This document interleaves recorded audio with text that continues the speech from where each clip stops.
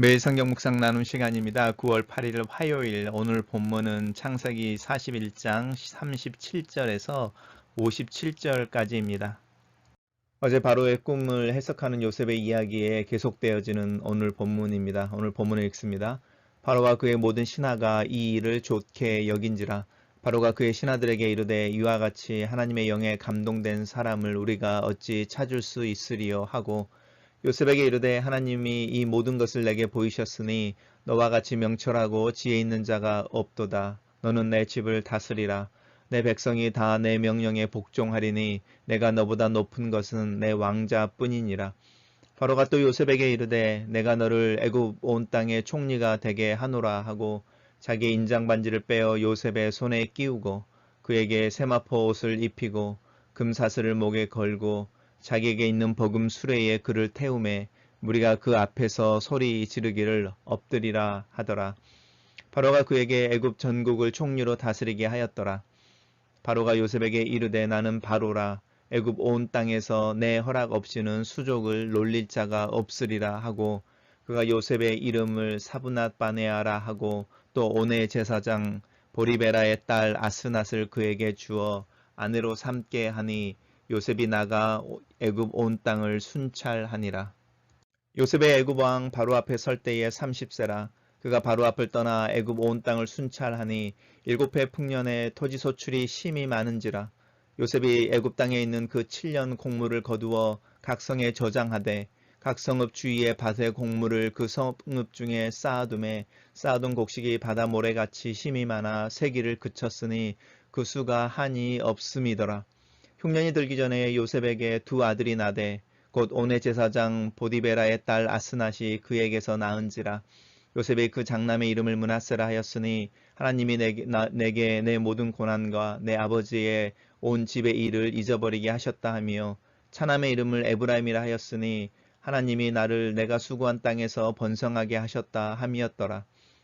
애굽 땅에 7해 풍년이 그치고 요셉의 말과 같이 7해 흉년이 들기 시작하매 각국에는 기근이 있으나 애굽 온 땅에는 먹을 것이 있더니 애굽 온 땅이 굶주림에 백성이 바로에게 부르짖어 양식을 구하는지라. 바로가 애굽 모든 백성에게 이르되 요셉에게 가서 그가 너희에게 이르는 대로 하라 하니라. 온 지면에 기근이 있음에 요셉이 모든 창고를 열어 애굽 백성에게 팔세. 애굽 땅이 기근이 심하며 각국 백성도 양식을 사려고 애굽으로 들어와 요셉에게 이르렀으니 기근이 온 세상에 심함이었더라. 오늘 본문은 두 개의 단락으로 나누어져 있습니다. 총리가 된 요셉과 그 총리직을 수행하는 모습입니다. 첫 번째 단락입니다. 바로와 그의 모든 신하가 이 일을 좋게 여겼다라고 말하는데 이 좋게 여겼다는 말은 동의했다는 뜻이고요. 이 일이라고 하는 것은 우리가 어제 묵상했던 꿈을 해석한 후에 요셉이 명철하고 지혜가 있는 사람을 리더로 세우고 그 사람을 돕는 감독관들을 세워서 7년 풍년 동안에 7년 흉년을 대비하게 하십시오라고 하는 말이죠. 그 말에 대해서 동의했다고 말하는 거죠. 바로가 요셉을 어떻게 부르고 있는지 한번 보십시오. 하나님의 영에 감동된 사람이라고 말하는데 이 영에 감동됐다라고 말하는 부분을 어떤 영적인 황홀관에 있다 이런 뜻이 아니고 이 명철과 지혜가 있는 자라는 뜻입니다. 그래서 같은 뜻이고요. 그래서 이제 성경에서 하나님의 영이 있는 사람들을 향해서 이 명철과 지혜가 있는 사람들이라고 말하고 있고 또 여호수아 같은 경우에 이 동일한 표현이 있습니다. 하나님의 영이 거하는 사람 여호수아 이렇게 표현하는데 이 부분입니다. 그리고 또 우리들 자신도 한번 보십시오. 우리들 안에 하나님의 영이 있습니다. 그래서 하나님의 영에 감동된 사람들 여기에 이 지금 묵상을 함께 하시는 교우나 제 이름을 넣어도 사실은 특별히 어려움은 없을 것 같은 본문인데 좀 교만해도요 기분 좋게 우리 또한 사실은 그런 부류의 사람들입니다. 어쨌든 요셉을 이렇게 부릅니다. 그리고 이제 요셉을 세워주는데 요셉을 총리로 세우는 거죠. 이 총리로 세운다는 말이 몇 번 강조되어지고 있는데 아마 그만큼 오늘 이야기에서 그 꿈에 대한 이야기, 요셉이 맨 처음에 꿨던 그 꿈을 연결시키는 이제 중간 부분인 걸 우리가 알고 있으니까 그 요셉의 어떤 권위나 권세의 회복에 대한 이야기를 하고 싶어서 총리에 대한 이야기를 강조하는 것 같습니다. 근데 이제 바로가 이야기하는 거죠. 너보다 내가 더 높은 것은 내 왕자뿐이다라고 말하는데, 이 왕자라고 하는 것은 직위인 거죠. 직위 때문이다라는 거죠. 그 나머지는 네가 더 모든 권세를 가지고 있다라고 말하면서 인장 반지를 깨워서 줍니다. 자기 손에 끼고 있던 인장 반지인데, 우리도 인장이라는 걸 가지고 있잖아요. 도장이죠. 중요한 결정을 하거나 법적인 문서에 찍는 도장인데, 옛날에는 그 도장을 반지처럼 만들고 있어서, 우리나라로 하면 옥새 같은 걸 수도 있죠. 예, 옥새를 빼서 옥새를 줬다, 이렇게 아예 위임해 준 거니까 굉장한 위임이죠.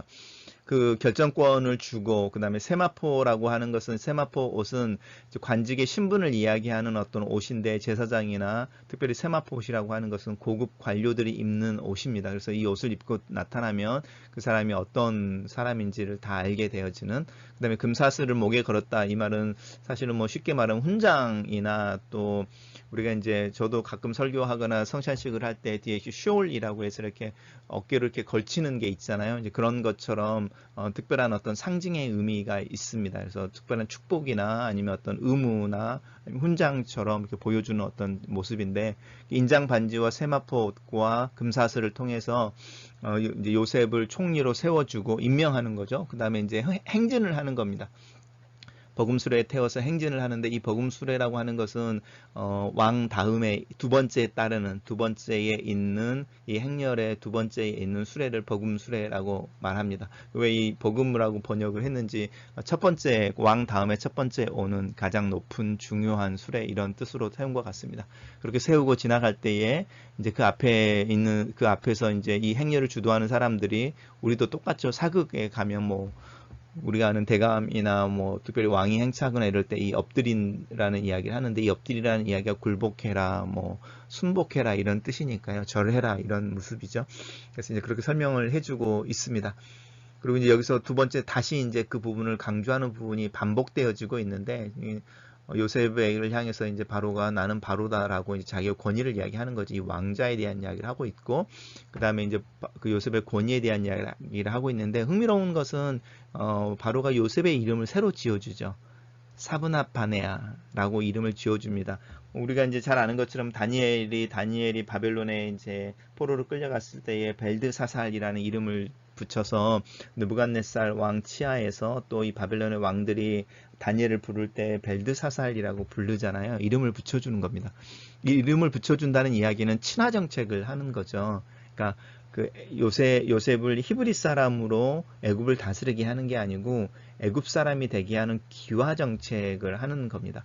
근데 이 사브낫 바네아라고 하는 게 무슨 뜻일까 사실은 잘 알지 못하는데, 이 바네아라고 하는 뜻은 생명이라는 뜻입니다. 근데 이 사브낫이라고 하는 개념은 아직도 무슨 뜻인지 잘 몰라서, 무엇과 관련해서 이 생명이라는 이름을 붙였고 그 앞에 있는 단어가 무슨 뜻일까, 이제 아직도 그 학자들 사이에서는 의견이 분분한데, 이제 7년 풍년과 7년 흉년을 생각해 보시면 죽고 사는 문제를 관장하는, 아니면 그 일의 어떤 키, 이런 뜻의 이름이 아닐까 우리가 이제 추측해 볼 수 있습니다. 그래서 이 생명이라는 거, 살고 죽는 문제에 되게 중요한 역할을 하는 어떤 요 사람, 이런 뜻으로 이 사브낫이 있는 것 같습니다. 그리고 이제 이 이름을 줘서 기화를 시킨 후에 이제 이 온의 제사장인데, 이 온은 지역 이름이고요. 우리 이 사여서 읽을 때 이 온이라는 단어가 나왔었는데 혹시 기억하실지 모르겠습니다. 이 온이라고 하는 것은 우리가 지금의 카이로에서 한 10km 떨어져 있는 동북쪽 이런 쪽에 있는 도시인데, 이 도시는 이제 태양신을 섬기는 신전이 있는 도시입니다. 그래서 이제 태양신을 섬기는 신인 거죠. 이 보디베라가 태양신을 섬기는 신이고요. 그래서 이 온, 그리고 그 온에 있는 신전의 이름을 파라 이렇게 말하는데, 태양신의 집이라는 뜻입니다. 왜 우리가 일반적으로 이렇게 성경에서는 바로라고 애굽의 왕을 이야기하지만 우리가 파라오 이렇게 말하잖아요. 그게 태양의 아들이라는 뜻이잖아요. 그래서 이 파라라는 이름이 여기에 이렇게 있습니다. 그래서 이제 아스낫이라는 이름의 딸을 이제 요셉에게 이렇게 아내로 심어줍니다. 이 아스낫이라는 이름도 누구 여신의 누구 이런 뜻일 것 같죠. 예상해 보시면.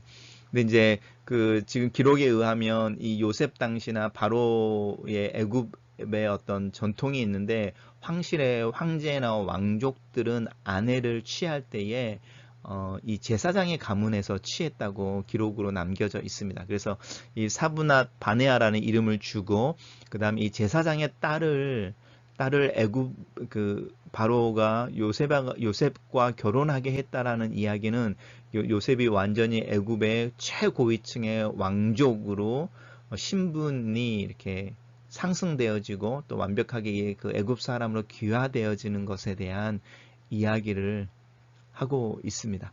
근데 요셉의 이 신분 상승에 대한 이야기에 대해서 요셉이 어떤 반응을 보였다라고 말하지 않고 요셉은 되게 담담하게 그 다음에 말이 나오는데 나가서 애굽 온 땅을 순찰했다. 그러니까 자기에게 주어진 역할을 묵묵하게 감당했다라고 오늘 본문이 이제 첫 번째 단락의 이야기 마무리되고 있습니다.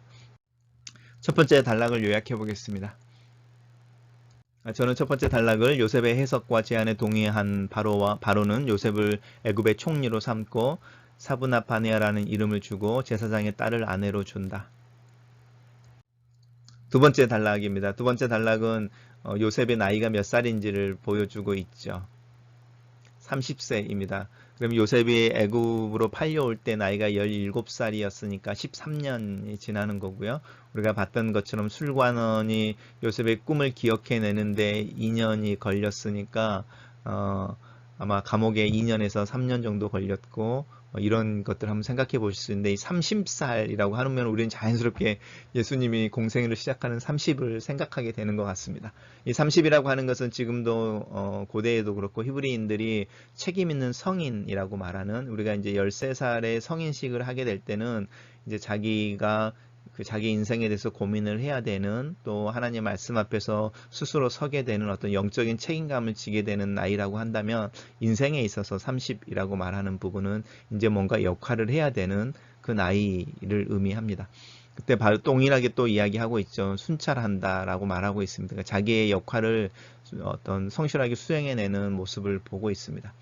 7회의 풍년에 이제 소출이 있는데 이 앞에 이 형용사가 붙죠. 정말 많았다라는 표현을 쓰고 있고요. 그 다음에 또 다른 표현이 있죠.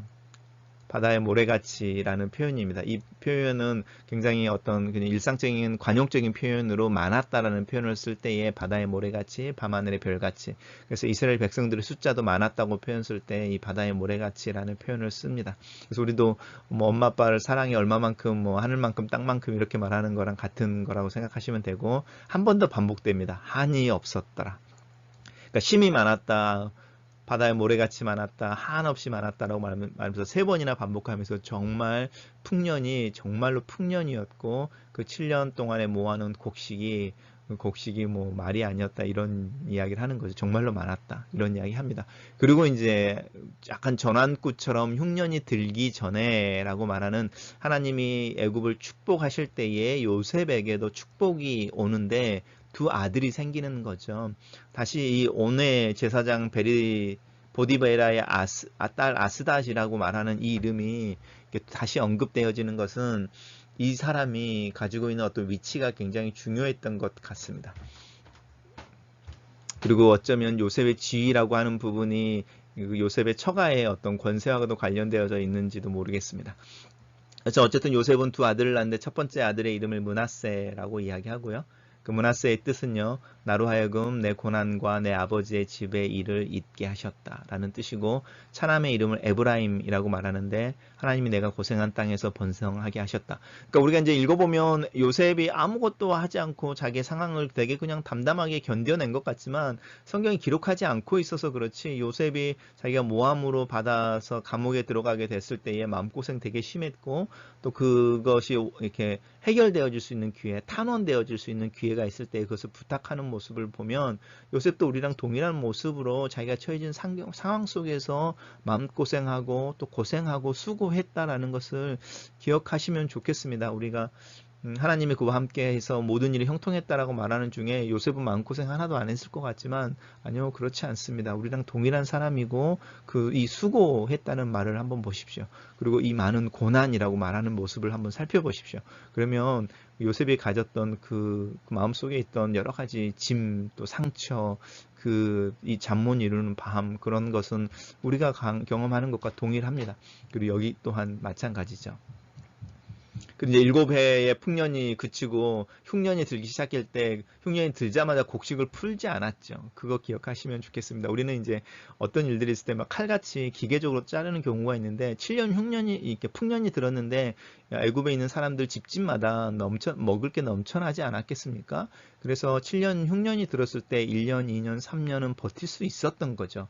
그런데 이제 그 버틸 수 있었는데 그 이제 쌓아놓고 버틸 수 있었던 양식이 떨어진 거죠. 이제 이게 이 온 땅이 굶주린다고 말하는 겁니다. 이게 3년 차인지 4년 차인지 아니면은 6년이 됐을 때인지는 정확하게 말하지는 않고 있지만 이미 7년에 흉년이 올 거라는 것은 요셉이 다 말하고 다녔을 거고 풍년 중에 곡식을 쌓아놓는 모습을 보면서 이스라엘 그 애굽에 있는 백성들이 다 준비를 했을 거고 이제 그 곡식이 다 떨어져서 굶주리게 됐을 때 그래서 이 들기 시작함에라고 말하면서 각 나라의 기근이 그래서 애굽 땅이 아니라 그 근동에 있는 모든 지역에 기근이 들었는데 애굽 땅에는 먹을 게 있었다라고 말하는 거죠. 이제 그게 이제 시작되어질 때에는 애굽 땅에 먹을 게 있었다. 근데 기간이 7년이나 이렇게 진행되면서 이제 굶주리게 되니까 바로에게 도움을 요청하는 거죠. 그때 이제 바로가 요셉에게 이야기를 하는 거죠. 요셉의 권위를 끝까지 인정해 주죠. 저는 이 바로의 리더십에 대해서 참 많이 감탄하는 것 같습니다. 끝까지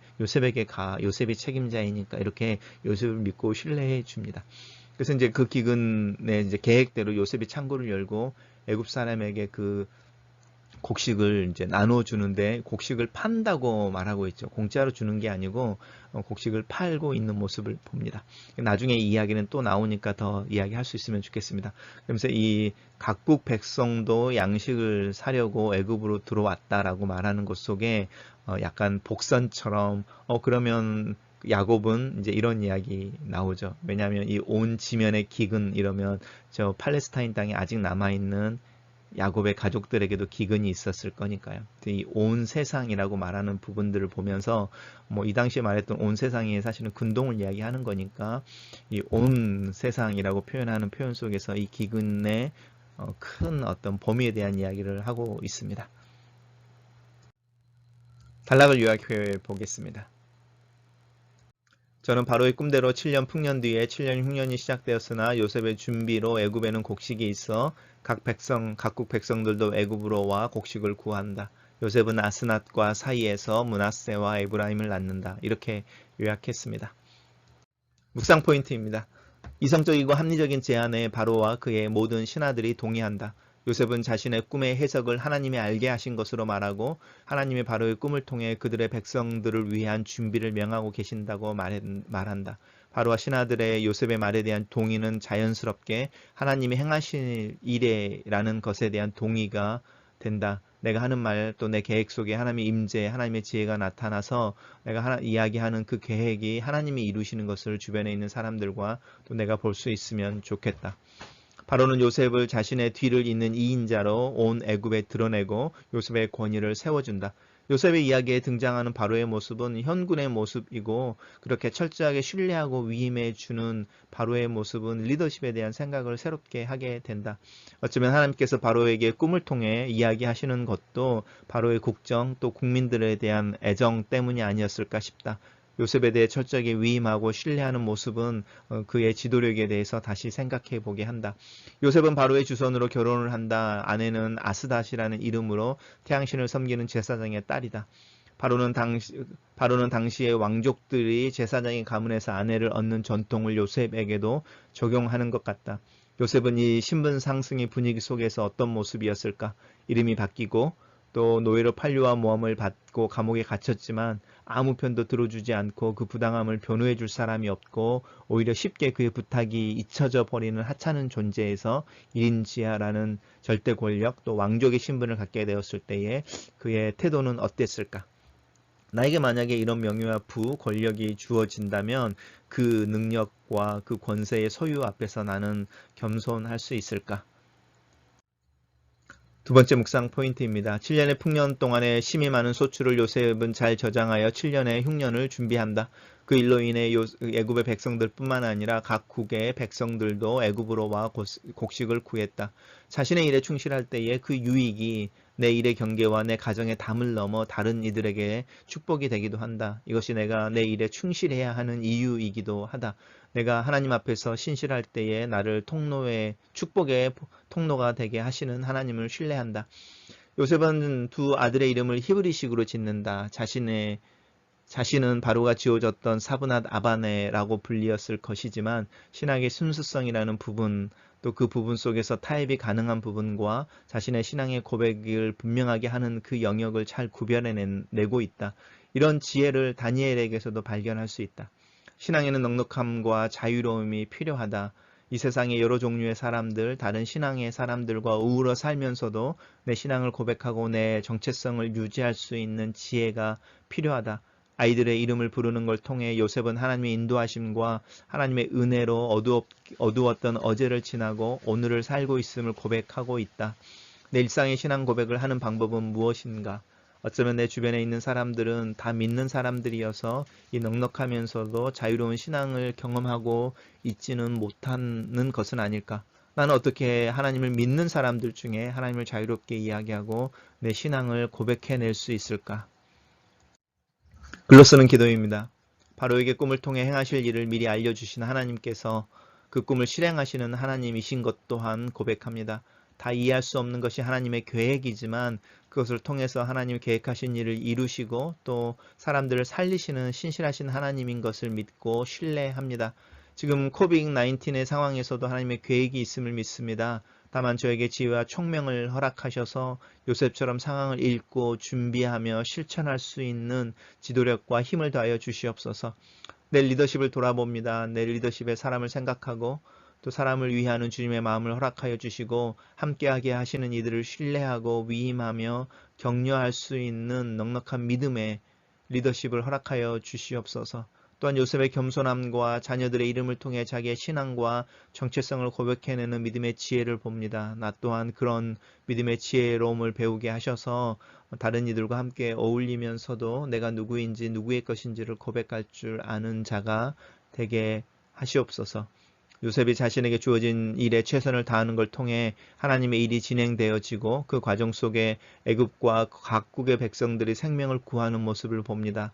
나 또한 내게 주어진 일과 일상의 삶에 충실하는 것을 통해서 하나님을 드러내게 하시고 또 그 일상의 삶, 성실한 삶을 통해 누군가가 복을 받고 믿음을 얻고 믿음이 세워지며 성장해 갈 수 있도록 내 하루하루에 최선을 다하게 하시고 또 나를 사용하여 주시옵소서. 아멘.